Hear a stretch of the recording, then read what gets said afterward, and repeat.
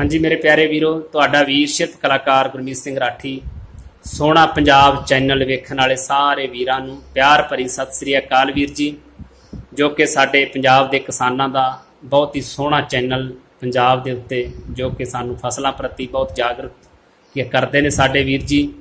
जो कि वीरो अज मौका मिलिया दास नूं अपनी कला दिखाउण दा, जो कि मैं अज तुहानूं दिखाउण जा रहा साडे पंजाब दा लोप हुंदा जा रहा ट्रैक्टर, जो कि तुसीं बहुत सारे वीरां कोले अज भी ये ट्रैक्टर हो सकता है।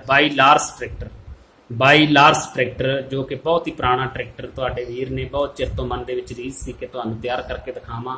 जो कि ये ट्रैक्टर मैं लैके हाज़र होया, तुसीं वेख सकदे हो। तुहाडा राठी वीर कोई भी इहो जिहा पार्ट नहीं जिहड़ा ट्रैक्टर दे नाल आउंदा होवे। जिन्नी कि मैनूं मालक ने कला दित्ती है, मैं हर एक पार्ट इस ट्रैक्टर दे लाया। तुसीं वेख सकदे हो ते विचाले गेयर ये दी रेश है जिहड़ी तुसीं वेख रहे हो। उस तो बाद ये दोनों मीटर इहदे लगे हुए ने। उस तो बाद तुसीं देख सकते हो ये वीर ट्रैक्टर नूं चला रहा, जो कि तुसीं देख सकते इधर भी हर एक पार्ट तुहाडे वीर ने लाया। जो कि छतरी जिहड़ी जिस तरह होया करती सी पुराने ट्रैक्टरां दी आपां उसे तरह ही इहदी छतरी लाई। जो कि वीरो हुण मैं तुहानूं एक छोटा जिहा मैसेज भी देना चाहुंदा। जो कि तुसीं वेख रहे हो एक छोटा जिहा बच्चा ट्रैक्टर चलाई जा रहा है, जो कि नाल ये अपना मोबाइल भी चलाई जा रहा है। क्योंकि अज साडे पंजाब दे विच शायद जे घर दे विच 5 परिवार दे जी ने तो 7 मोबाइल हो सकते हैं हरेक घर दे विच।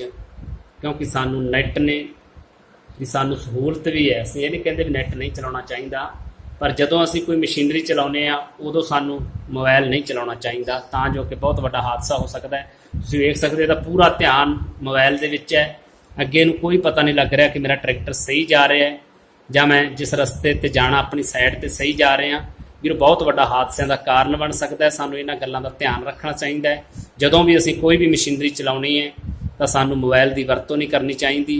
ਇਹ ਤੁਹਾਡੇ ਵੀਰ ਦਾ ਸੱਚਾ ਸੰਦੇਸ਼ ਆ। ਸੋਹਣਾ ਪੰਜਾਬ ਚੈਨਲ ਵੇਖ ਰਹੇ ਵੀਰਾਂ ਦਾ ਮੈਂ ਬਹੁਤ ਬਹੁਤ ਧੰਨਵਾਦ ਕਰਦਾ। ਵੀਰ ਜੀ ਵੱਧ ਤੋਂ ਵੱਧ ਕਮੈਂਟ ਕਰਿਓ, ਵੱਧ ਤੋਂ ਵੱਧ ਵੀਰ ਦੀ ਹੌਸਲਾ ਅਫਜ਼ਾਈ ਕਰਿਓ।